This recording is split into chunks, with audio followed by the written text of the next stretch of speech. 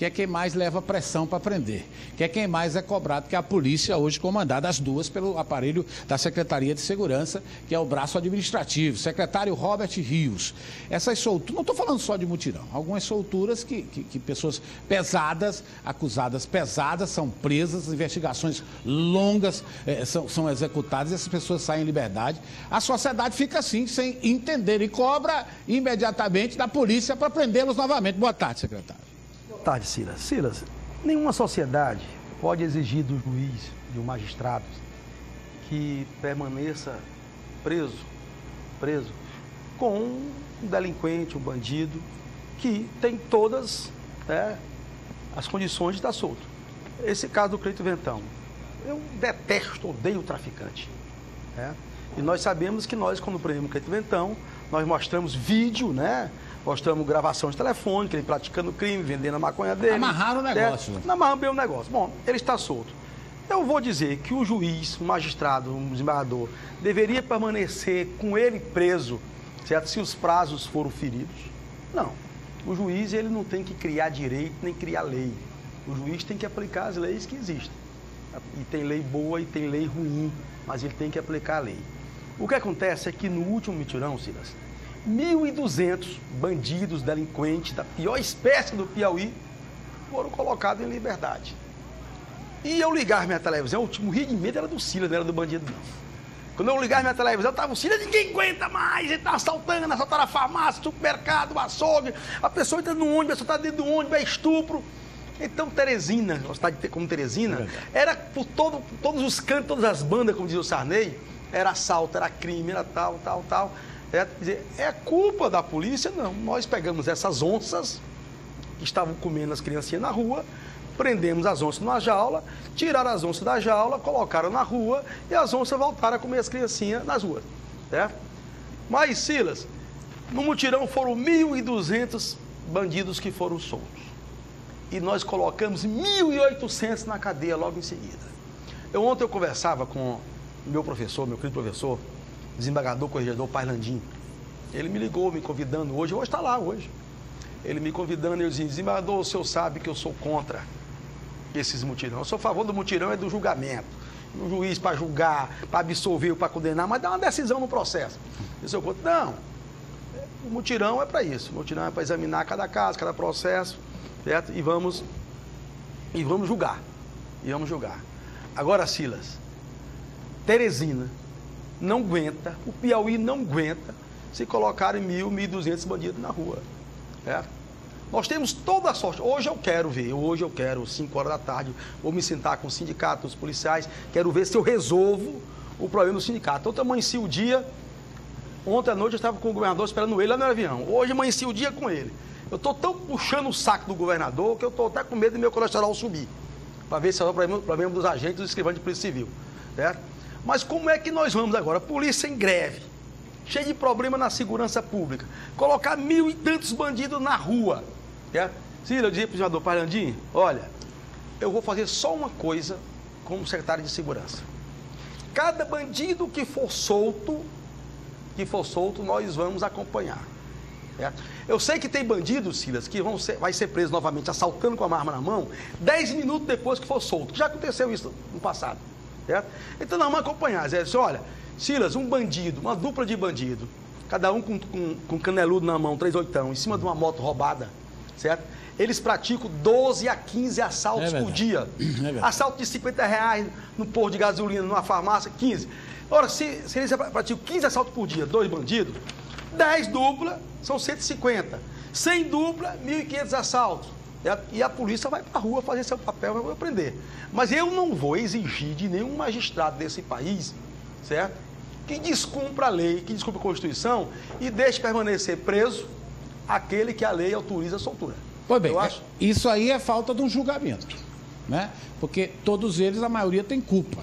Por exemplo, no caso do Cleiton Ventão, ontem muitos diziam, foi o Ministério Público que perdeu o prazo, foi o Ministério Público que não apresentou, não compareceu ao processo da forma que deveria comparecer. Nós trouxemos aqui o Ministério Público para a gente ouvir o diretor da Associação do Ministério Público, que está aqui com a gente, que é o doutor Cláudio Soeiro, né? Que a gente quer ouvir o Ministério Público, me parece que lhe falta estrutura e muitas vezes não colabora para que ande o processo, para que tenhamos um julgamento. Boa tarde, doutor. Boa tarde. Na verdade, nós temos que distinguir aqui dois objetos, né? O do mutirão, pelo que eu aprendi do mutirão e de algumas solturas. O do mutirão, na verdade, ele retrata a avaliação daqueles presos definitivos, né? Que estão cumprindo a execução penal.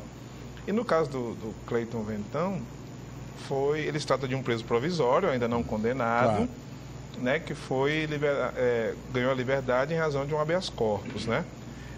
No que toca a essa questão, se foi por culpa do Ministério Público ou não, isso aí não cabe a mim falar, na verdade, porque na imprensa foi lançada apenas a versão trazida pelo advogado, né, do Cleiton Ventão, que fundamentou o HC, né, o habeas corpus. No entanto, com relação a essa matéria, a gente não tem como adentrar a fundo, porque é uma matéria que a gente está nós estamos falando no geral, doutor, no geral, por exemplo. No geral, sempre acontecem solturas, as defesas, por exemplo, acabam encontrando facilidade numa falta de prazo, do cumprimento, quando não tem audiência, faltou, já nós vamos ouvir os defensores, faltou o defensor, faltou o Ministério Público, é isso que a gente fala. As causas são as mais variadas. O caso do Ventão, nós estamos citando que é o último, né? Mas nós estamos falando no geral. As causas são as mais variadas. As variadas. Vai desde, às vezes, da perda do prazo, às vezes pelo fato do processo não ter andamento num prazo razoável, porque foram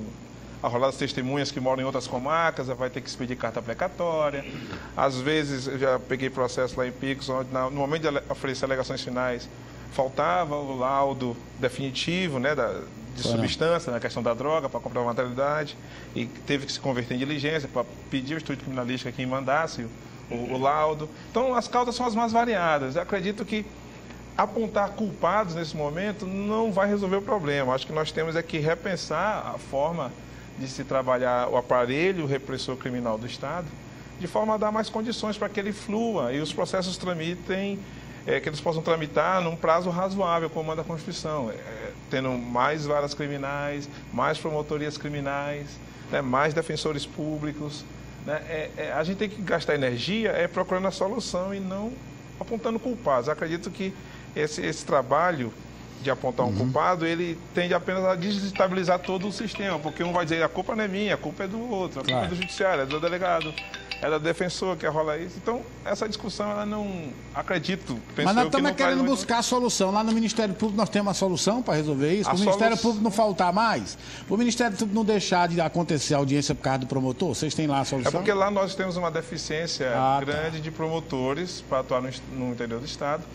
Recentemente foi concluído um concurso, né, um concurso público, daqui a pouco devem ser nomeados alguns promotores, mas a defasagem ainda é grande, né, de membros para cobrir todo o Estado.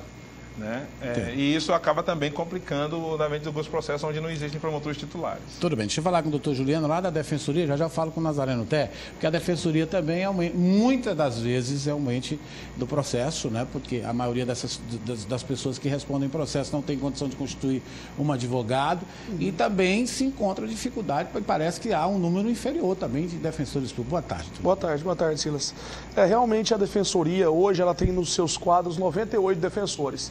Tivemos agora a nomeação pelo governador Wilson Martins de 12 novos, mas me parece que 15 novos defensores. Inclusive, para nossa honra, o filho do nosso secretário aqui, o Robert Júnior, foi nomeado, também é um defensor, um colega nosso. E, enfim, o nosso número é insuficiente. São 160 juízes. Concursado. Concurso feito pelo CESP de Brasília, da UNB, né? Concurso da Defensoria legítimo aqui. Claro. Enfim, nós temos 98, Silas. E juízes e promotores na casa de 150, 160.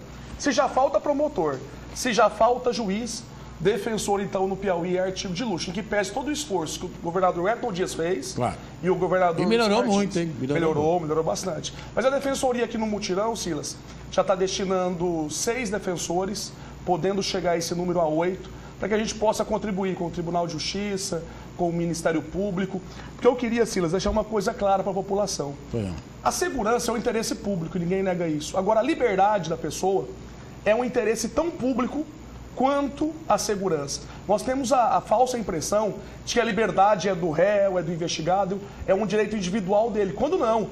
O Carrara já dizia, há alguns séculos atrás, que o Estado tem interesse em punir quem cometeu o crime, mas esse mesmo Estado tem um interesse público em deixar em liberdade quem é inocente. E esse é o grande problema do sistema carcerário no Piauí, Silas. 65% dos presos no Piauí são provisórios. Esse é o grande ponto que nós precisamos discutir. De 3 mil, nós temos 700 presos condenados e 2.100 provisórios, que têm o status de inocente ainda. Que ainda é para o Estado inocente, porque não foi condenado, né? Deixa eu receber a boa tarde do criminalista Nazareno Té, portanto, que também, muitas das vezes, participa desse processo. Boa tarde. Boa tarde. Na realidade, eu gostaria de iniciar dizendo para você que existe um regramento de leis que constitui o arcabouço das leis que regem a matéria penal, o processo penal, e que eu poderia até citar aqui para você poder saber onde é que está. Está na Constituição, está no Código de Processo Penal e está também todos os pactos ou convenções internacionais de que o Brasil é signatário. Esses pactos assumiram o nível de emenda constitucional. Então estão acima de quê? Do Código de Processo e do Código Penal. E diz o seguinte, que tem que ser observada a razoabilidade, o princípio da razoabilidade na prisão e manutenção desse preso enquanto o processo anda. Existem 2 tipos de presos. O preso provisório e o preso que está cumprindo pena, que é um preso, a pena já é definitiva. Todas as prisões que não sejam pena, determinação de pena, e que essa pena tenha transitado em julgado, elas são provisórias. E o que é que acontece? Diz o Código de Processo, que, inclusive, com a nova redação que foi dada à lei de 2008, que o prazo máximo para o Estado terminar o sumário de culpa é de 90 dias. Mas há uma tolerância em determinados casos, porque há a complexidade do caso. Como disse o promotor, tem as cartas precatórias, a pluralidade de réus, então mas existe aquela tolerância que não pode mais ser admitida, exatamente porque a Constituição, as convenções e tratados internacionais que vestem sobre direito penal, direitos humanos, que o Brasil é signatário, e o Código de Processo fala exatamente isso. Então, o juiz não pode fazer lei, não. O juiz é obrigado ele a ser o escravo da lei, ele tem que cumprir a lei. Ele pode até ter uma opinião pessoal diferente, mas ele, no mistério dele, ele tem que cumprir a lei no pé da lei. Pronto, então, é exatamente isso. O que é que acontece? Ora, é muito injusto o Estado ficar em casa cochilando no seu bem bom, enquanto uma pessoa que pese sobre ela uma imputação sobre um crime até terrível, ficar aguardando preso, isolado, num cárcere da desesperança, no cárcere muitas vezes da injustiça, que o Estado acorde, alguém diga assim, Estado, acorde e vamos tratar o que tu tem que tratar, porque esse é um serviço essencial para a manutenção do Estado politicamente organizado. Só quem pode fazer justiça é o Estado. E o Estado muitas vezes fica dormente. Por que está esse atraso todo? Você acha que é culpa de quem? É culpa do Estado. O Estado que não prestou ao seu jurisdicionado a sua jurisdição. E por que não fez? A culpa de quem? A culpa não é só de uma pessoa, mas a culpa é estrutural. Vem lá da formação do Estado, até mesmo a estruturação de cada poder. E o Poder Judiciário, aqui, o Ministério Público, é insuficiente, é pequeno. Não adianta fazer uma lei acrescentando 2 vagas para desembargador. Tem que fazer alguma coisa pensando não só no presente, mas pelo menos uns 5 anos para frente. E as coisas aqui no Piauí só se faz tudo na medidazinha, só na beiradinha. No outro ano já está obsoleta aquela lei. Então, eu creio que seria uma injustiça muito maior do que a de soltar, seria de manter preso alguém que não contribuiu para isso. Alguém que está preso esperando pelo Estado. Muitas vezes o Estado esquece, sabe o que, Sila? De levar o preso que está lá para a audiência. E não pode ter audiência, porque é um direito que assiste ao preso estar presente. Porque é a ampla defesa, que é um princípio constitucional, e a ampla defesa é constituída não só pela defesa técnica, mas também pela defesa do próprio acusado, que tem que estar presente para poder dizer aquela testemunha é contra mim, aquela testemunha é isso, ela sabe disso ou não sabe daquilo. Baseado nessas deficiências, pode arrumar a gaiola, secretário, e ir atrás desse acordo ligeiro, porque tem que botar os homens na cadeia de novo, né? Se eles cometerem crimes, claro. Silas, às vezes eu tenho a impressão que essa coisa é feita de propósito para não funcionar, certo? Todo o sistema, toda a rede que foi tecida para combater a criminalidade no Brasil é horrorosa, é poluída, não funciona. Certo? Se você for analisar, as deficiências da polícia são gigantescas.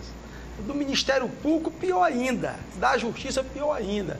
Você imagina o que é colocar um juiz lá no sul do Piauí para ele condenar, julgar e condenar os bandidos mais perigosos do mundo. Claro. Aí, quando terminar o expediente dele, ele vai a pé ali, ainda duas quadras, vai para uma pensãozinha e volta, sem a menor proteção do Estado. Sem estrutura. Certo? Sem estrutura nenhuma. Aí você vai, olha, eu fico aqui vendo meus amigos falando aqui assim o Estado às vezes falha porque não tem condição de levar o preso para ser ouvido pelo juiz. Certo?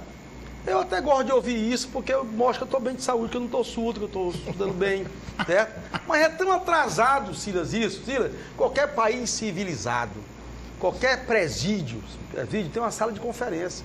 Não precisa mais o bandido sair do presídio. Ele vai até a sala de conferência e lá ele senta, lá a 500 quilômetros de distância, aí um juiz lá no seu gabinete interroga ele, certo? Junto com o Ministério Público, junto com o defensor, está ali, interroga ele pela videoconferência, sabe? Hoje não, hoje quer que bota o bandido no carro, ande 500 quilômetros com ele, leva para o juiz, desce do carro, já algemado, aí depois você bate foto, ele está algemado. Então esse tempo acabou. Esse tempo acabou, o mundo cresceu, a tecnologia avançou, certo? Nós temos que ter em cada presídio, fez um presídio, tem que ter uma sala de videoconferência, certo? O juiz vai interrogá-lo por videoconferência, vai ouvir por videoconferência. Bom, não seria só o interrogatório do preso, mas seria a presença física dele na audiência. Verifica o senhor que o Fernandinho Beiramar, quanta despesa esse rapaz tem dado andando de avião jato para cima e para baixo para poder participar. Porque a presença dele na sala não se restringe somente ao interrogatório, mas a tudo que está acontecendo ali dentro. Sim, mas todos os interrogatórios, a executiva, pode ser feito por videoconferência. O Fernandinho Beiramar é uma grife da polícia brasileira, sabe? A polícia brasileira precisa da grife. Então é o Fernandinho Beiramar. Toda vez que ele se movimenta de um presídio para outro, a Rede Globo chega lá, tá vendo televisão, vai lá e filma, o cara fica famoso. Nós já fizemos senador da República com Mengele, nós fizemos não sei o que e tal. Então isso é grife. Agora, que a tecnologia existe e está a serviço da ciência jurídica, está. Nós não precisamos tirar preso nenhum de presídio. Sílio, eu vou dizer uma coisa para você que vai lhe escandalizar mais ainda. Certo? Você deve estar sentindo assim, o secretário está diferente, não está batendo um pouco. Antigamente eu gritava aqui, esperneava, o preso é meu, não solte o preso. Certo? Silas, antigamente o bandido morria de medo da polícia. Mas morria de medo da polícia. Era ou não é? Bandido tinha medo da polícia. Bandido, quando via um promotor, se tremia todo. Quando via um juiz de capa preta, ficava enlouquecido. Hoje está lixando para a polícia, para promotor, para juiz. Certo? Porque antigamente, Silas, para você praticar o crime, comandar o crime, tinha que estar preso. Hoje todos os crimes nesse país são comandados dentro dos presídios. Dentro do presídio. Alguém acha normal que aqui no Piauí, em um ano, 13 presos foram mortos dentro do presídio. 13 presos dentro do presídio. Hoje uma criancinha de 10 anos de idade, 12 anos de idade, é ameaçada pelo dono da boca. Ou você vai praticar o crime, assaltar, vender cocaína, maconha, ou você vai morto. É? Então, de dentro desses presídios se comanda o grosso do crime do país. Então, o bandido não precisa nem estar solto para praticar o crime, nem está solto. Ele está lá dentro, mas olha, hoje, 80% do tráfico nacional é praticado de dentro dos presídios, as ordens, dos homicídios dentro do presídio, dos grandes assaltos dentro do presídio. E nós criamos, Silas, uma aberração de direitos humanos desses presídios. O que tem de ONG que foi feita no Brasil só para defender bandido. Você mata um policial, vai na casa dele, mata, fere a criança dele, fere o filho dele. Todo dia bate em São Paulo. Não apareceu uma ONG para defender a polícia. Foi não. No dia que o policial faz uma extravagância, que comete um erro, o mundo cai em cima dele. Agora, nós temos que defender nossos bandidinhos. Nós estamos preocupados porque os presídios estão superlotados e os nossos bandidinhos estão numa cela e tal. E os que foram enterrados por esses bandidos que estão numa celinha desse tamanhozinha, a 7 palmos embaixo do chão. Quem é que vai falar no nome dos órfãos, no nome das viúvas, no nome dos amigos que perderam seus entes? Pois não. Quem é que vai falar? Pois não, secretário. O gerente do Banco do Brasil, aquele jovem, teria morrido se não tivesse um evento assalto? Se não tivesse um assalto, se não tivesse um grupo criminoso que planejou executar um assalto lá em Miguel Alves?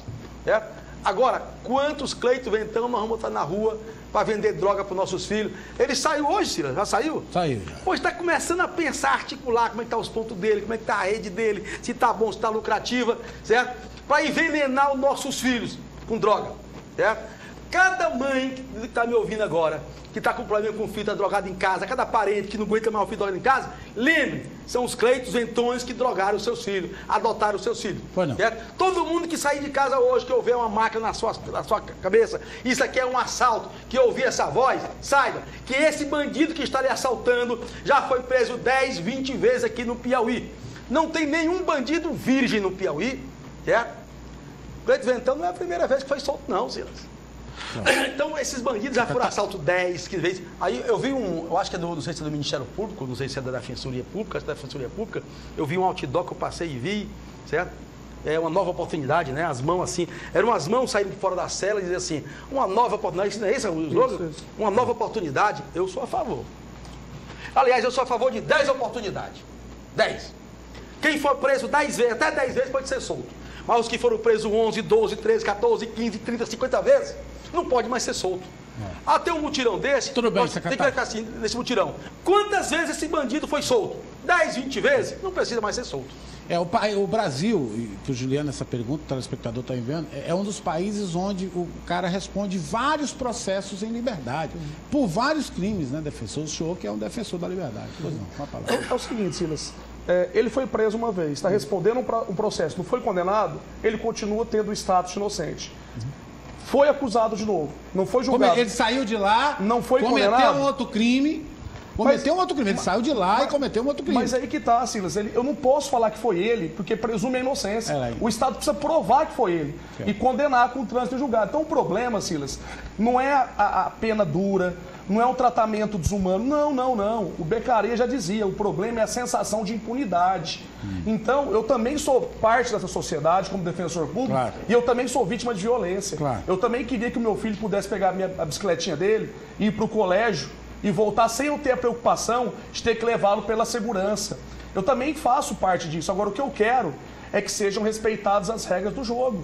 Se ele é inocente, por que esse Estado que o prendeu de forma competente, como faz a polícia do Piauí, que acusa de forma brilhante, como fez o MP, e a advocacia privada, a defensoria pública faz a defesa, por que não julga? E ele cumpra a pena dele, e ele fique lá cumprindo a pena 8, Mas enquanto 10, não julga, esse cara não julga porque não deram as instruções, não deram as condições para o juiz julgar. Agora, enquanto ele não for julgado, o Estado Esse país falta milhares de juízes, os juízes não têm a menor estrutura, eles estão abandonados nos interiores da vida do Brasil inteiro, certo? Rapaz, olha, eu não tenho coragem, que sou muito corajoso, de ser juiz. Como é que eu vou chegar lá no sul do Piauí, sentar e vou condenar 30 para esse, 20 para esse de cadeia e tal, e depois vou lá para a pensãozinha fumar meu cachimbo, né? Para levar um tiro na cabeça. Então nós não demos, esse país não deu estrutura nenhuma ao Poder Judiciário, não deu estrutura nenhuma ao Ministério Público e estrutura nenhuma à Segurança Pública. A tecnologia avançou anos-luz e nós estamos na caverna da escuridão. Pois não, vamos aqui. Para fechar aqui, quando ele não for julgado, ele é inocente. Então ele pode ter 10 prisões, ele pode ter 10 processos. Ele pode matar 10. Dizem que foi ele, mas ele não foi julgado em nenhum. Ele continua sendo inocente. O que nós precisamos, Silas, é julgá-lo. Porque se ele tivesse sido julgado no primeiro, secretário, com o apoio da MP, da Defensoria, de todo o aparato estatal, talvez não teria cometido os outros. Agora, o fato é, foi ele? Não sei, ele é inocente. Silas, a pergunta, se eu fosse jornalista, assim, como é que os outros países conseguem? né? Não, quero perguntar... Um amigo meu, policial americano, diz, a gente pode ter dificuldade de prender aqui nos Estados Unidos, mas quando a gente prende, eu vou me aposentar e nunca mais vou ver esse bandido. Aqui não, é todo dia vendo bandido, solto, todo dia. Agora, eu pergunto ao senhor, está facultado. E a minha liberdade, gente, quem que vai lutar por ela? Porque tem todos os direitos daqueles que praticam crime e não são condenados, eu entendo. O Estado não conseguiu demonstrar que ele foi o culpado, eu entendo. Mas é a minha, que não fui nem vou a julgamento, a minha que eu digo do cidadão que não cometeu o crime. Quem é que vai cuidar dessa liberdade, por amor de Deus? Quem responde? Quem se habilita a responder? A quem quer ir a um restaurante hoje à noite, depois de serem soltos centenas de marginais? Olha aí, Silas. A quem quer ir para a escola sem ser assaltado, sem querer aterrorizar o negócio. Eu gostaria só de dizer para você o seguinte, que não tem como você colocar uma liberdade aí em detrimento de outra liberdade para tornar uma prisão ilícita. A prisão ilícita é danoso ao Estado. Então, em nome de que eu sou um cidadão de bem e que estou preso na minha casa e agora eu quero minha liberdade para me locomover com segurança, então vamos amarrar todo mundo pelo pé. Não tem como esse raciocínio prosperar. O que existe é a necessidade de que o Estado se organize. Se ele não tem condições de, em 90 dias,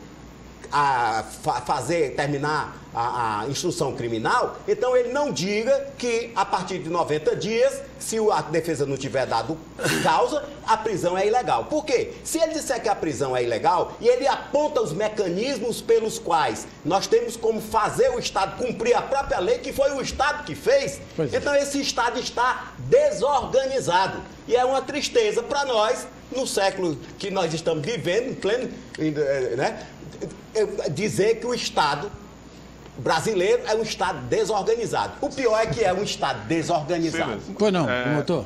Apesar de toda essa deficiência apontada aqui, e até confirmada também pela gente, falta de estrutura do Ministério Público, do Judiciário, da Defensoria Pública, falta de condições de trabalho para os policiais e delegados, apesar de tudo isso, nós temos que louvar o esforço daqueles membros, né, agentes, em fazer o seu trabalho da maneira mais bem feita, porque ano passado foi lançar o Ministério Público do Estado do Piauí e a Polícia Civil piauiense foram homenageados pelo ENASP.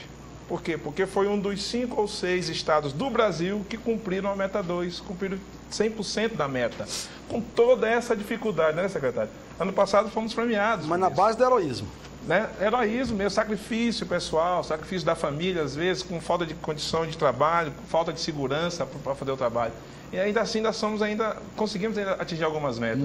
Entendo. Então, isso aí tem que ser ressaltado também pelo esforço de cada um, até mesmo os defensores. Lá em Picos, a defensoria é muito bem representada. Pois não, gente, pois não. Eu vou tentar responder a sua pergunta, Silas. Pois não. A gente vive numa sociedade de risco, segundo o Ulrich Beck, e essa sensação de insegurança e de medo, ela vai existir sempre. Nós nunca teremos a sensação de uma segurança plena. Porque tem um texto de uma historiadora chamada Ruth Gauer, que eu tomei contato no mestrado e fiz a leitura dela, onde ela estudou todas as sociedades, das mais primitivas até hoje. Violência e insegurança é uma marca de toda a sociedade. Agora, uma coisa eu concordo com você. Nós temos que manter essa violência e essa sensação de insegurança em níveis razoáveis. Aceitáveis. Em níveis aceitáveis. Agora, nós nunca teremos a condição de falar, eu vou sair hoje de casa para jantar e vou voltar. Então nós temos que manter isso em níveis razoáveis. E o Piauí tem, Silas. Eu sou paulista, conheço bem a realidade, por exemplo, da capital de São Paulo. Eu posso lhe atestar, apesar de não ter dados estatísticos aqui que comprovem isso. Mas Teresina é uma das capitais mais tranquilas e seguras que nós temos no Brasil. A gente tem medo desses caras com essa sensação de impunidade danada. Respondem por vários crimes e não são condenados, não vão a julgamento. Aí, daqui a pouco, eles vão querer imitar lá as grandes cidades. Aí vai ser difícil. Se eu nunca vou julgado, se eu tenho direito sempre à liberdade, né? Qual é a frase que a gente pode dizer hoje? Se correr, o bicho pega. Se ficar, o bicho come. Não pode deixar o cara com a presunção de inocência na cadeia, porque o Estado está falhando em não julgá-lo. E a gente também morre de medo de determinadas pessoas que já têm vários crimes e que estão em liberdade. Então, o que é que eu tenho para dizer para o telespectador? Se correr, o bicho pega. E se ficar, o bicho come. A respeito dessa frase, eu gostaria só de dizer o seguinte, que muitos inocentes estão na cadeia esperando a ação do Estado para dizer se eles são ou não culpados ou se são ou não inocentes. Então, eu gostaria, como você disse uma frase, eu gostaria de ler uma frase aqui, exatamente por aqueles que estão na cadeia esperando o poder público resolver cumprir a sua missão. Então diz assim: o tempo é eterno para os que amam, muito rápido para os que têm medo, muito longo para os que lamentam, muito curto para os que festejam e muito lento para os que esperam. Tem muita gente esperando na cadeia, inocentemente, lá, esperando, abandonado no cárcere da desesperança pela providência do Estado. Não uma providência extra, não, mas uma providência inerente ao próprio Estado. O Estado é que tem que fazer a justiça, dizer se é culpado ou inocente. Se for culpado, estabelecer a pena dentro dos critérios previamente estabelecidos. Enquanto não for, deixa o cabo na rua mesmo, né?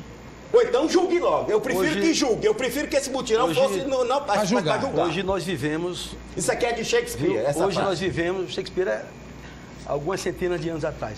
Hoje nós vivemos um Big Brother, que a pessoa está assaltando um posto de combustível, Silas, está sendo filmado no assalto. Está assaltando uma farmácia, está sendo filmado o assalto. Entrou numa bodeguinha, está sendo filmado. Está na rua, há uma câmera que apanhou ele e está sendo, certo? Então, ele é tão inocente que, quando é inocente, o Zé Disseu foi condenado pelo Supremo, diz que é inocente. Eu sou inocente. As pessoas, eu fico assim, você mostra aqui o filme, o garoto assaltando com o revólver na mão, assaltando, botando o cinto, se metendo, certo? Aí ele, assim, o garoto tinha assim, você estava assaltando? Eu não, pergunta pra minha mãe, não foi eu não, ó, eu estava na minha casa com a minha mãe, então, e ali o filme e tal.